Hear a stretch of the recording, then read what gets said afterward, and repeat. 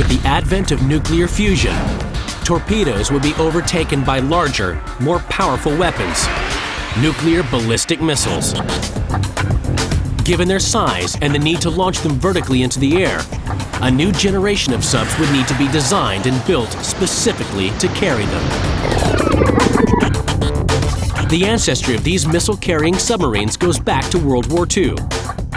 With the war going badly for Germany, Hitler ordered the development of revenge weapons to reverse Germany's fortunes. Designed by genius engineer Wernher von Braun, one of these weapons was the long-range V-2 rocket. With this new technology, the Nazis planned a daring attack. Well, one of the problems for the Germans was that they couldn't threaten the Americans. And so the idea was that if they had this wonderful weapon, the V-2, by putting it inside a towed body behind a submarine, they could sneak it across the Atlantic. And with perhaps not particularly precise navigational accuracy, but they could certainly attack an American city. The war ended before the Nazis could put their plan into action.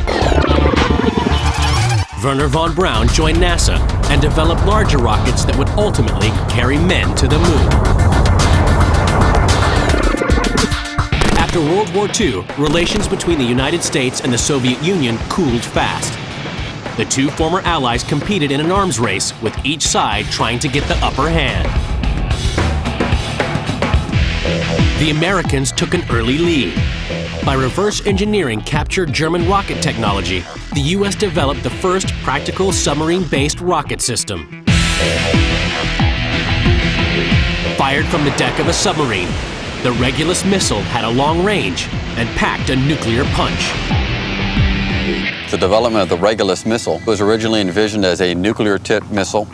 She was a cruise missile that could be launched from submarines. Basically, what would happen is a submarine would have to surface.